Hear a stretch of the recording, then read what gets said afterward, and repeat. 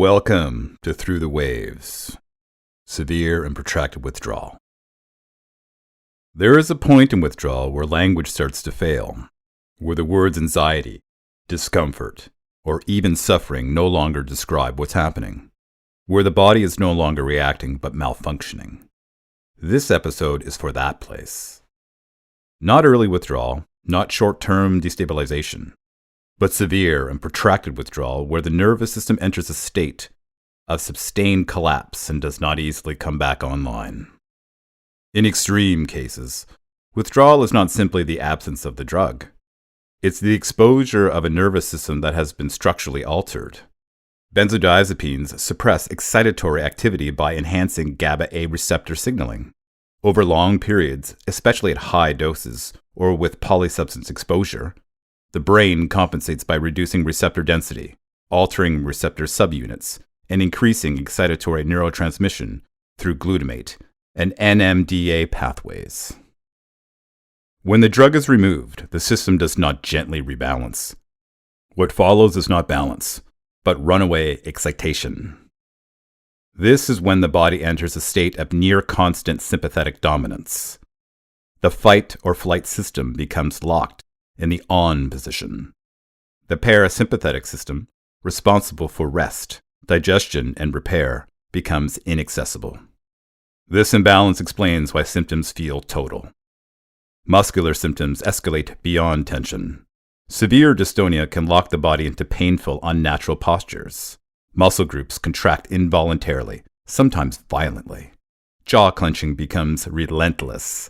Neck muscles pull. The spine tightens, and tremors ripple through limbs without warning.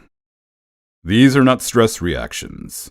They are signs of a motor pathway dysregulation, driven by basal ganglia and cerebellar involvement. Then there is akathisia, often misunderstood, often dismissed. Akathisia is not anxiety.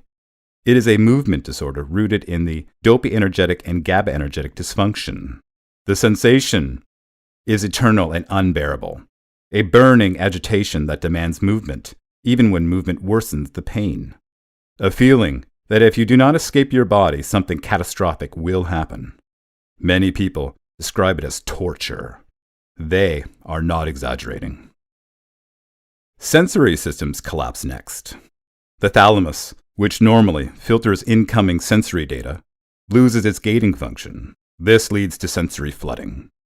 Light is no longer light, it is piercing. Sound is no longer sound, it is impact. Touch becomes abrasive, electrical, or intolerable. Clothing feels like sandpaper.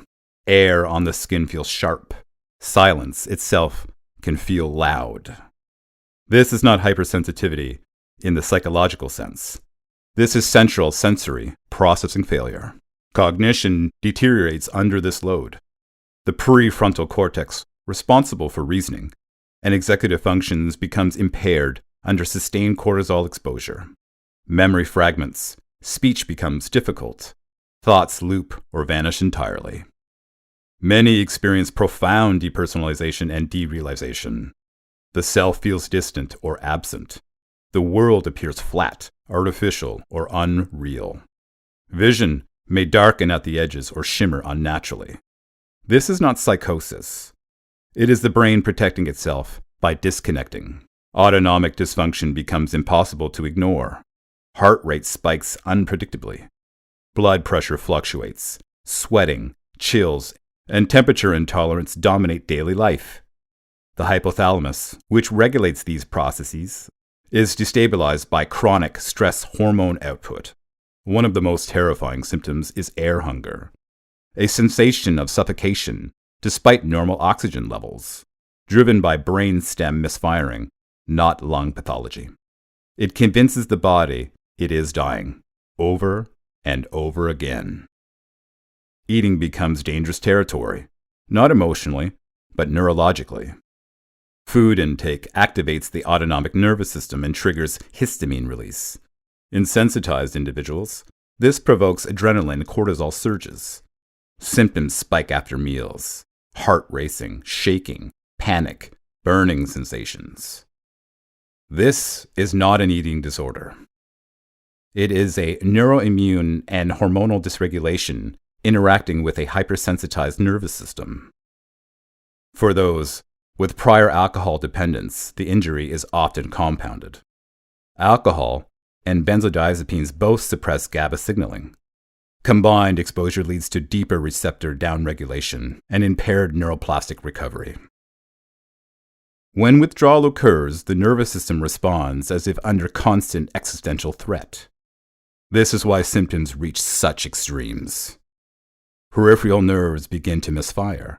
Burning sensations, electric shocks, pins and needles, formication, the sensation of insects crawling beneath the skin. These are manifestations of neuropathic pain and nerve sensitization, not imagination. Nerves that were once suppressed are reactivating without proper modulation. They are screaming. Emotionally, regulation disappears. Fear becomes constant and primal. Grief floods uncontrollably. Rage surfaces without warning. Crying spells can last for hours. Depression feels annihilating, not situational. This is not a mood disorder. This is the limbic system dysregulation driven by neurochemical chaos. And then comes the isolation. Medical systems often do not recognize this state.